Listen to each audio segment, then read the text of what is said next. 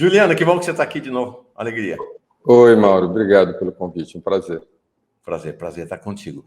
Bom, vamos começar do começo. Faz uma avaliação aí do que foi a presença evangélica nas eleições, antes no processo eleitoral. Depois vamos falar do pós-eleições. Como é que você viu, então, a presença evangélica na disputa eleitoral?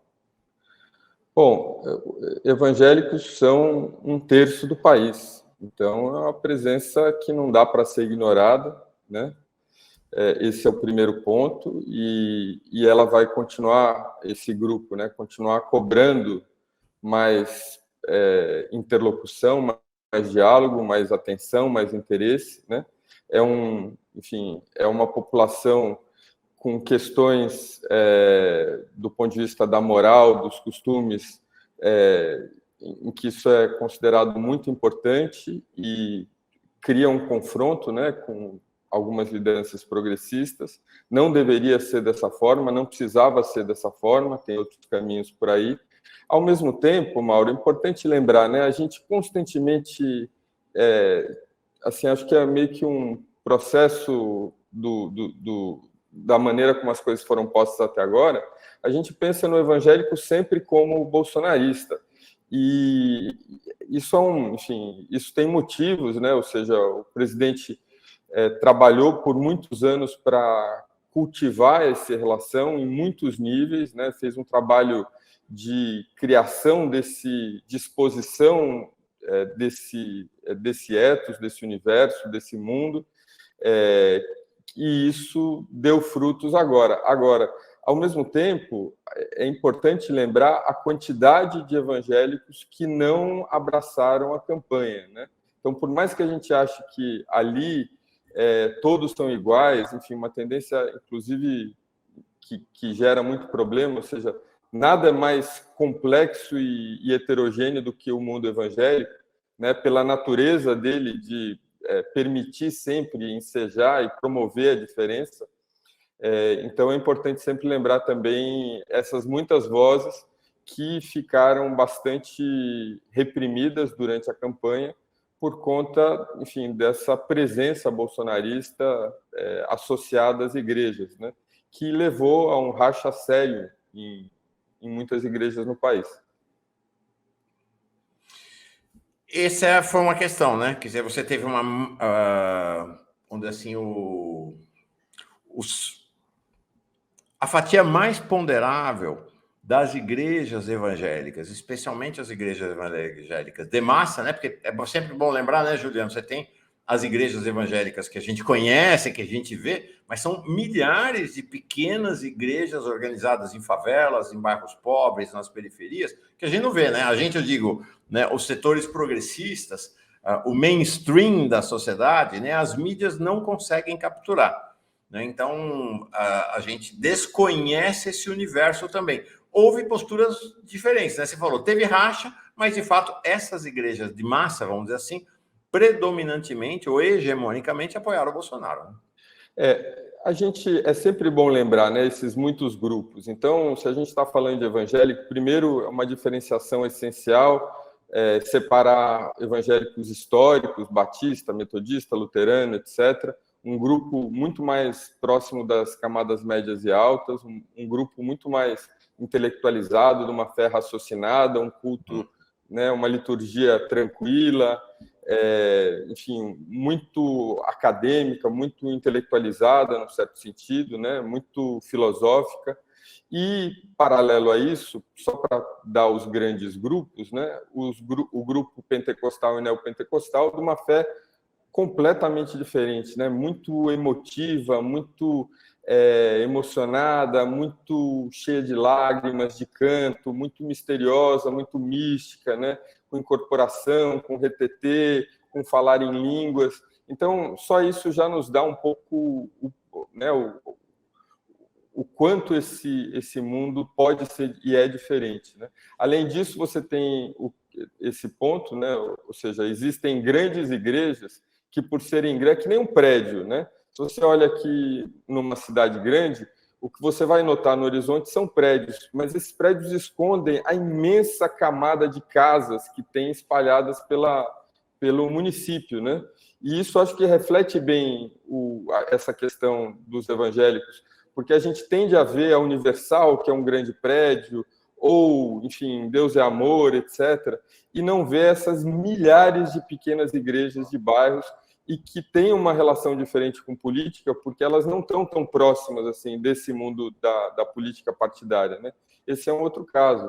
Então, e mesmo dentro desse grupo, apareceram desse grupo dos evangélicos conservadores, né, que se uniram dentro dessas pautas de valores, grupos que, de uma forma muito corajosa, na minha percepção, Mauro, e também ainda pouco reconhecidos, são as pessoas que arriscaram o pescoço delas, em vez de pregar para os convertidos, que é como muitos de nós acabamos fazendo, né, porque a gente fala para as nossas audiências, saíram desse meio. Então, é importante lembrar, por exemplo, o pastor Nilson Gomes, da Assembleia de Deus, o pastor Edson Nunes, da Adventista, todos eles sendo tratados de uma maneira muito cruel por pessoas com quem eles conviviam por anos, não por ter apoiado a candidatura a Lula, mas por ter rejeitado o bolsonarismo dentro das igrejas, né? O bolsonarismo sinônimo de intolerância, sinônimo de você não pode dizer nada que não seja aquilo que está muito de acordo com o script. Então, uma eleição disputada também nesse meio. Sim. Não, e de fato a gente viu um grau de radicalização, Juliano, que não tínhamos visto nem em 2018, né? Então, por exemplo, uma igreja evangélica, que é a Congregação Cristã do Brasil, que sempre se manteve distante, olha, nunca, em 2018, nunca se meteu na política, nunca, uma coisa assim, é um valor da igreja ficar longe da política. Nesta eleição, a direção da igreja manifestou-se claramente a favor do Bolsonaro, foi uma surpresa, e houve, de fato, sinais de hostilidade em relação àqueles que não compartilhavam, né? Acho que o grau de radicalidade que isso assumiu nessa eleição não tem precedente, né? Pois é, e dentro do ambiente místico, então isso torna as coisas mais complicadas, né? Onde que chega a mensagem de Deus, onde que é o pastor falando, enfim, uma situação que, por um lado, sabe, foi interpretada do ponto de vista teológico por algumas pessoas, falando, e usando sempre essas referências da Bíblia, né? Tem uma passagem da Bíblia que fala do momento em que as árvores serão sacudidas e os frutos passados vão cair, né? Então, é uma maneira também desse entendimento. Quem vive dentro dessa lógica, né? Não é uma lógica que eu esposo, mas estou só mencionando como que a fala bíblica pode ser usada e é usada frequentemente para interpretar a eleição. Então, dizendo que essa radicalização serve também para expor uma idolatria dentro da igreja que não é aquela que a igreja busca, né? Uma igreja que, historicamente e dentro da sua concepção, está associada ao amor, ao perdão, né? ao companheirismo, enfim, e que não foi o que a gente viu esse ano. Agora, tem uma questão, a Itacira Rossi dizendo, eu sou evangélica e não apoio o Bolsonaro. Tem uma questão interessante, acho que isso diz muito respeito até ao teu trabalho de antropólogo. Você pega um jovem indígena que viveu sempre nas florestas e traz ele para a cidade para olhar o que o pessoal fala skyline, né? Olhar o horizonte da cidade, ele vai ver uma massa indistinta de prédios. Se você coloca ele na floresta, na beira da floresta, ele vai olhar ao longe, ele vai conseguir identificar cada uma das árvores que estão ao longe. Aqui ele não consegue identificar essa é uma arquitetura assim, assada. O inverso, se você leva um jovem urbano para a floresta, ele só vai ver uma massa de verde de árvores completamente desconhecidas para ele. Se você faz isso na cidade, ele vai conseguir identificar aquilo é uma antena, né? Aquilo é um prédio neoclássico, enfim, naquele prédio tem tal coisa. A mesma coisa me parece em relação às igrejas evangélicas. Quem não é do universo evangélico olha para esse horizonte evangélico e olha tudo como se fosse uma coisa só, né? É isso aí. Esse é um grande problema e é interessante, Mauro, porque às vezes ele se comporta como uma coisa só, sabe? Nessa eleição, mesmo estando rachado, ele se comportou muitas vezes como uma coisa só, por conta desse trabalho junto a lideranças, esse esforço de não só falar que os evangélicos são importantes, mas atuar para demonstrar isso, né? Então, é sempre bom lembrar, entre as pessoas que votaram no Bolsonaro como evangélicas e que não aderiram ao bolsonarismo, né, que o grupo que eu considero o majoritário aí, existia um interesse, um entendimento que me pareceu, pelo menos, bastante claro em relação ao que eles estavam fazendo. Esse é o presidente que nos representa mais. Nos representa por conta do André Mendonça, nos representa por conta de uma série de convites para o primeiro escalão, o segundo escalão, o terceiro escalão do governo terem presenças de evangélicos, né? Então, isso teve exposto o tempo todo. Mas você tem razão. Quando você chega perto, inclusive foi um tema levantado por um pastor com quem eu estava dialogando esses dias, dizendo qual vai ser o futuro, porque essas igrejas mesmo, elas têm muitas dificuldades de relação umas com as outras, disputam público, né? Disputam audiência. Então, existe uma curiosidade para ver o que vai acontecer com esse esforço que foi feito para reunir essa liderança ao lado do Bolsonaro, agora que o Bolsonaro não vai estar lá mais para ensejar essa união, né? Essa é uma pergunta que eu ia te fazer. Aparentemente, o bispo Edir Macedo, eu sempre digo que olha para a Igreja Universal, ela é meio que o centrão das igrejas evangélicas, né? Ela está muito orientada para uma relação com o poder. O Edir Macedo aparentemente fez um movimento já de tentativa de reaproximação, é importante dizer, reaproximação, porque a Igreja Universal esteve nos governos do PT, né? Teve ministro, teve secretários, teve posições de destaque, e ela tem uma presença muito forte em um partido político que é o Republicanos, né? Ela não controla diretamente, mas tem uma influência muito grande. Edir Macedo, aparentemente, fazendo um caminho de reaproximação. Até o Silas Malafaia, uma coisa meio dúbia ali, não ficou muito claro, que o Silas Malafaia também já teve presente e apoiou os governos do PT. O que você prevê que acontece a partir de agora, do ponto de vista das relações institucionais, primeiro, e depois internamente nessas igrejas? Ou vai olhando para cada segmento, né, das igrejas? Né? Eu me lembro sempre de você. Acho que foi da sua boca que eu vi a primeira vez essa história comparando a igreja ao centrão e depois observando, inclusive depois da eleição, exatamente isso acontecendo e outras pessoas falando também, né? É pragmático. Eles estão onde está o poder e isso é uma coisa boa no sentido de que existe caminho para o diálogo, para a negociação, e é uma coisa ruim porque você também parte do entendimento de que a relação hoje pode não ser a relação amanhã, né? Também é pragmático, vai para onde está indo o poder.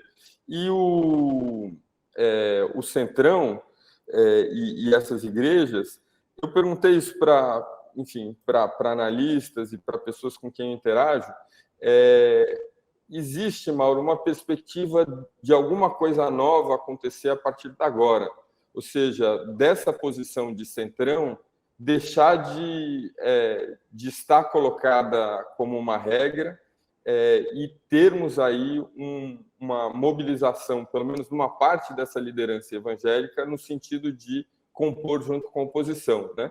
E uma outra parte seguindo esse diálogo com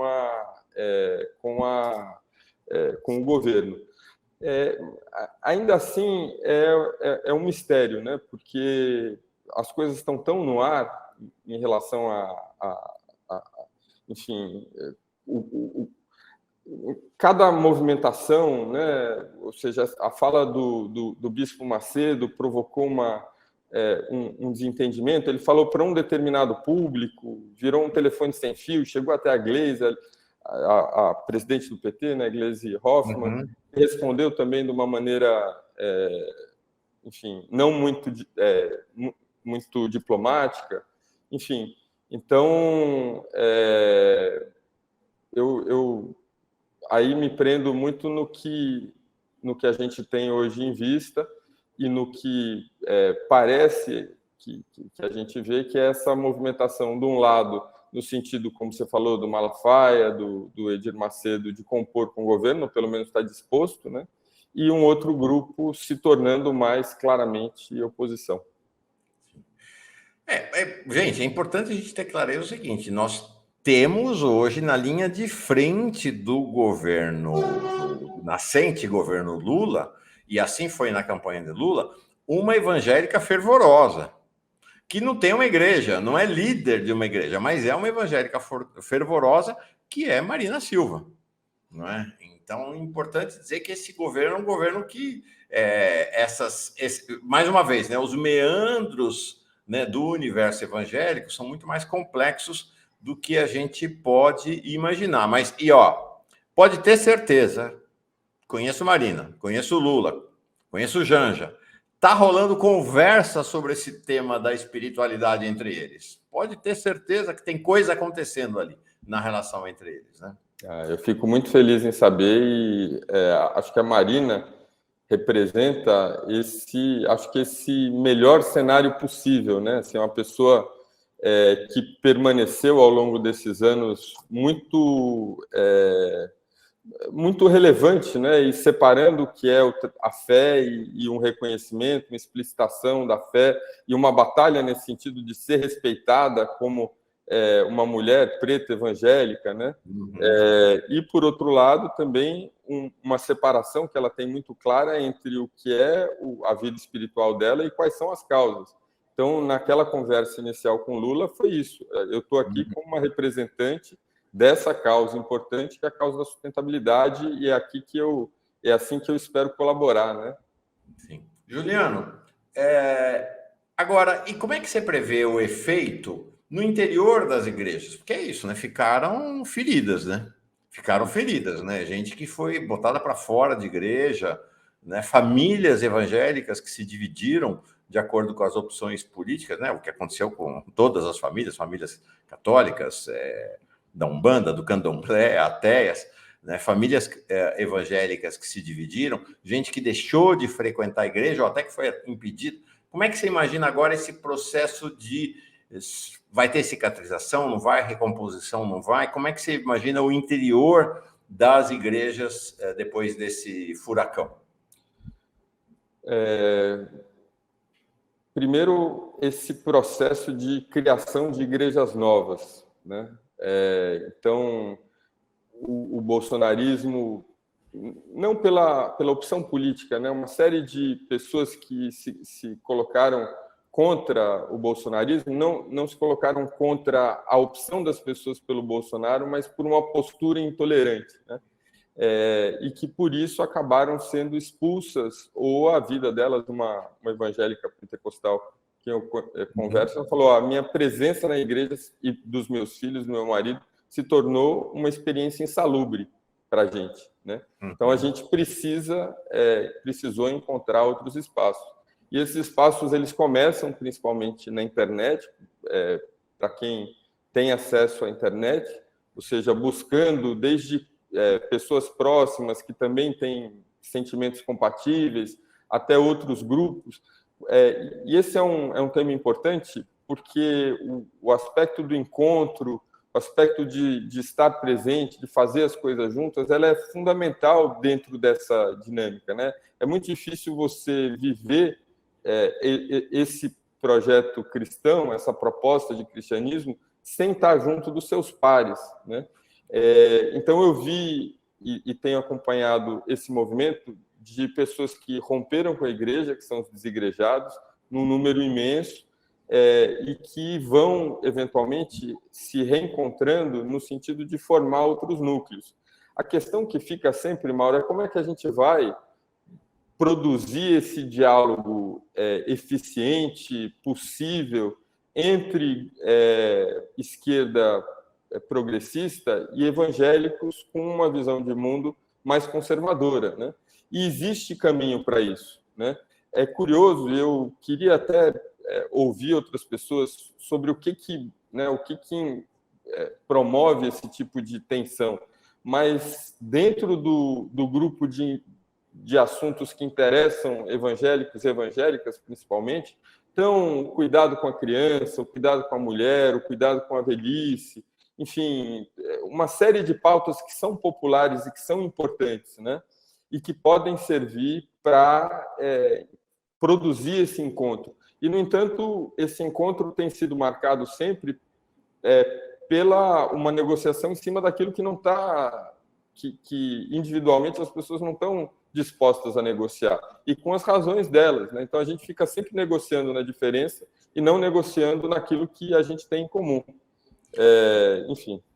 Agora, tem possibilidades até inesperadas de ponte em outros universos, em outras dimensões, que não seja a dimensão do chão concreto da liturgia, né? Mas da cultura, da arte, né? Você publicou um artigo, o Juliano Spayer é colunista da Folha de São Paulo. Ele escreve regularmente sobre esse universo evangélico na Folha de São Paulo. No último artigo dele, ele trouxe uma notícia muito interessante, do meu ponto de vista, alvissareira, que é Caetano Veloso cantando fervor evangélico. É isso? Conta essa história aí.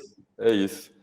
O Caetano apareceu dentro da minha vida desde sempre, porque, enfim, eu sou filho de uma baiana que esteve na época na Universidade Federal da Bahia naquele contexto, na escola de dança, que era a escola também que era frequentada pela Dedé Veloso, primeira mulher do Caetano. Então temos enfim, uma história dentro de casa, inclusive, de acompanhar o trabalho dele.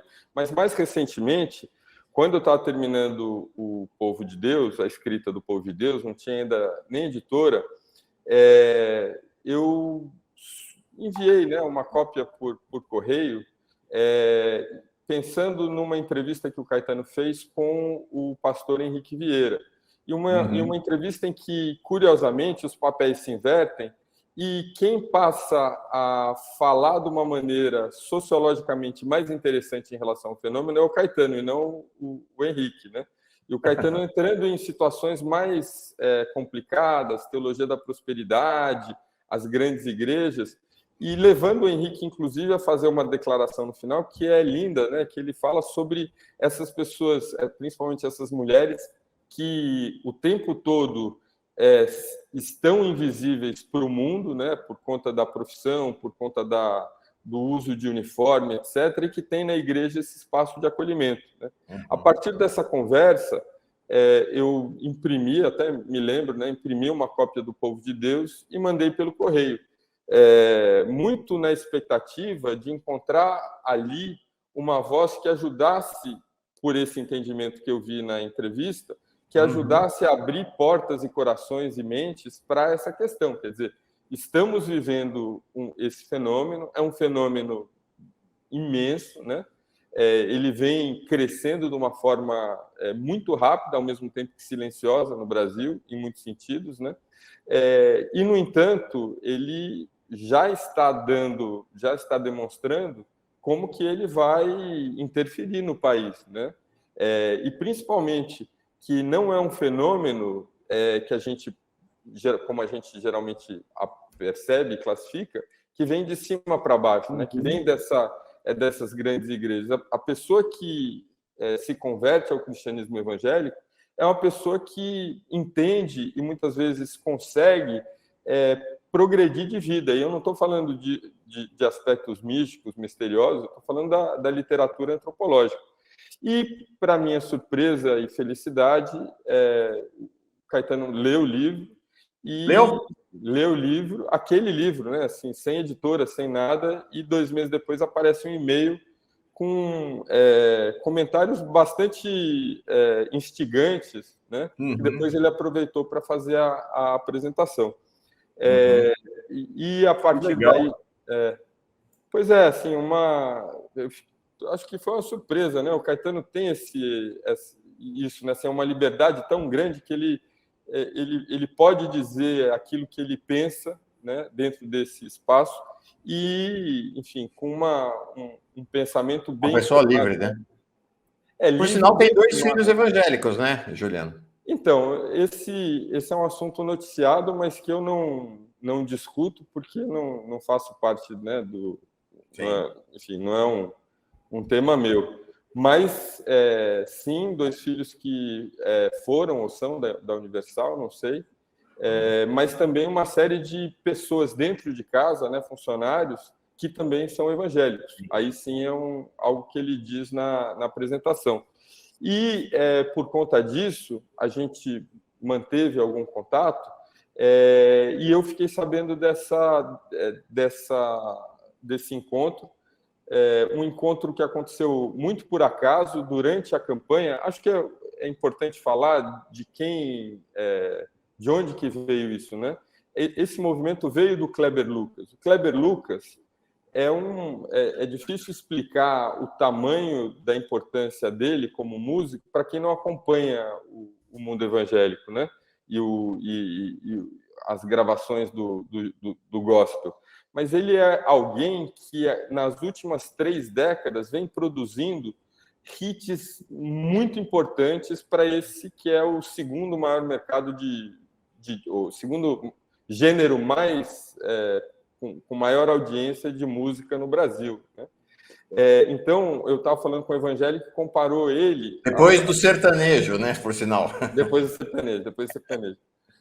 Um evangélico que apresentou o Kleber Lucas como sendo uma espécie de Lionel Richie.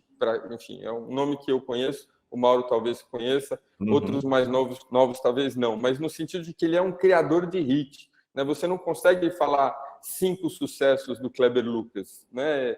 E é curioso porque mesmo ele tendo apoiado abertamente a campanha do Lula, gravou o jingle, que foi quando ele e o Caetano se encontraram, ainda assim, e talvez mais especialmente por isso, ele se torna esse evangélico que chega nos corações das pessoas, né? É uma pessoa com imenso carisma, mesmo ele tendo apoiado Lula, conversando com evangélicos conservadores, perguntando: o que você acha dessa música? Todo mundo muito emotivo em relação a esse compositor e cantor, e emotivos em relação a Deus cuida de mim.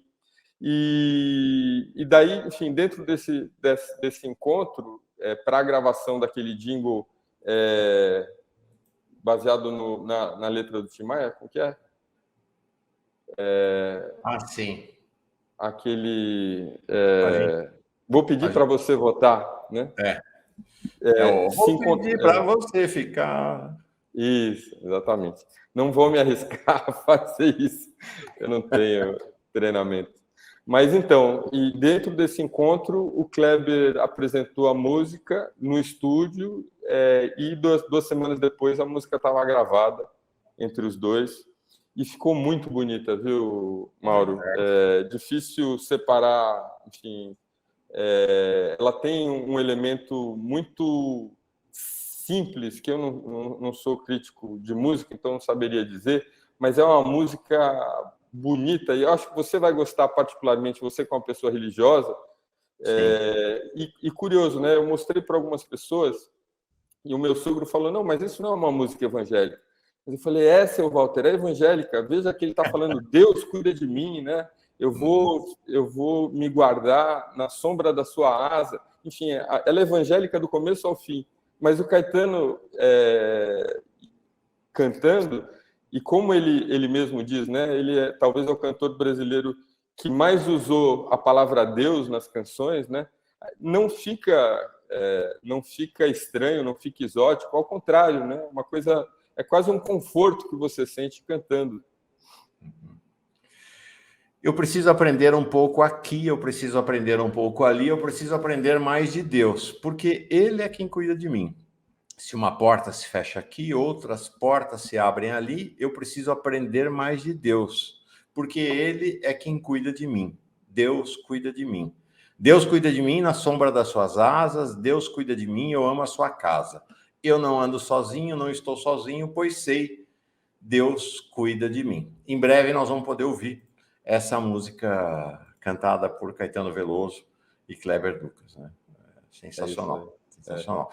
Deixa eu fazer uma questão em relação ao futuro. A gente está aí, as estimativas nos dão conta de que provavelmente em 2030 os evangélicos, o número de evangélicos e evangélicas no Brasil ultrapassará o de católicos e católicas. Agora, eu queria entender um pouco como é que você enxerga este contexto. Qual é a minha observação? Há uma questão chave em relação ao universo evangélico que o diferencia do católico, que é a questão do fervor. Existe uma expressão que se tornou corrente, né, nessa maioria católica, ainda a maioria no Brasil, que é a resposta é: você é católico? A pergunta é: você é católico? E a resposta é: sou católico não praticante. É um lugar comum, né? Eu sou um católico formalmente, mas não frequento a igreja, não tenho fervor mais. O que me parece, acho que essa é uma característica, um diferencial importante, né? Acho que a figura do evangélico, da evangélica não praticante, ainda não está presente de maneira expressiva. E aí eu uso ainda para exatamente te perguntar: você acha que esse é um fenômeno que tende a crescer? Porque é evidente que as primeiras gerações de evangélicos e evangélicas, elas estão muito vinculadas a uma população extremamente pauperizada e que essa adesão ao evangelho, às suas igrejas, que implica no catolicismo também é assim, tá? Uma disciplina de vida, né? Uma ideia de foco em melhorar de vida, em construir uma vida melhor, em dar o melhor possível para os seus filhos. Isto vem tendo sucesso ao longo das últimas gerações, especialmente das duas últimas gerações. Então, hoje você tem uma juventude evangélica de classe média e classe média alta, inclusive, né? Tem empresários evangélicos e tudo. Você não acha que, historicamente, pode haver uma tendência de arrefecer, de esfriar um pouco essa dimensão do fervor e começar a crescer uma tendência da evangélica e evangélico não praticante, tal qual com os católicos? Ou você acha que o caminho vai ser outro? Olha, eu acho que é importante notar, como disse o teólogo, né, Ronilson Pacheco, no artigo recente na Folha, o quanto existe, e é um dado que ele traz nesse artigo, de presença internacional de grupos de extrema-direita financiando esse tipo de mobilização, né? Então, não é só algo que emerge das pessoas e, enfim, é um assunto que está aquém das minhas possibilidades analíticas, mas que é importante ser mencionado, né? Junto com isso, eu venho argumentando essa hipótese, né? Nem como uma perspectiva de futuro, mas como uma possível narrativa, que a gente meio que se encanta por narrativas, e a narrativa dos contos de Aia, ou seja, de que o Brasil estava a caminho de se tornar um país fascista, fundamentalista, miliciano, evangélico, ou alguma coisa desse tipo, era muito convincente, né? Parecia fazer sentido dentro desse mundo mais escuro, né? Mais carregado, mais pesado que a gente estava observando. E esse caminho narrativo que você mencionou agora é uma alternativa, para mim, igualmente convincente. Então, durante o período em que eu e a Thaís moramos na Inglaterra, a gente conheceu uma série de pessoas que eram brasileiros, primeira geração indo à universidade, primeira geração fazendo doutorado, vindo de famílias pobres e que, muito em relação à igreja evangélica, a proteção, a possibilidade de você ficar lá no contraturno escolar e não ficar na rua, os ensinamentos de música, por exemplo, o estímulo à leitura, muitos desses incentivos levam essa pessoa para fora desse ambiente, né, e para conquistas, enfim, que são possíveis dentro da classe média, muito mais restritas no mundo pobre. Então, sim, e dessas pessoas que a gente conviveu, Mauro, eu estou pensando num grupinho que tinha 5 casais de amigos, né? Quatro desses casais tinham uma pessoa que tinha vindo da igreja evangélica, e desses 4, só um permaneceu, né? Não que seja um movimento, esse necessariamente movimento, mas sim, ou seja, essa tranquilidade, essa estabilidade, mesmo financeira, mas não só, né? Uma estabilidade dentro das relações familiares, uma estabilidade dentro das possibilidades de saúde também que a pessoa tem por conta, né, de conquistas, de uma melhora de qualidade de vida. Isso também reduz a possibilidade do envolvimento com a igreja. Eu falei uma vez, eu entrevistei, na verdade, uma senhora chamada Brasilina, uma amiga, mãe de uma amiga, que é uma dessas pessoas, né?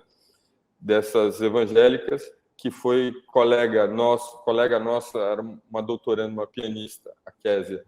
E a Brasilina, a dona Brasilina, ela foi uma funcionária que trabalhou na escola batista no Espírito Santo, onde ela estava. O marido dela era pescador, e eles se aproximaram da Igreja Batista, e na Igreja Batista, ela, dentro daquela disciplina, né, que é muito diferente da teologia da prosperidade, mas que também disciplina, né?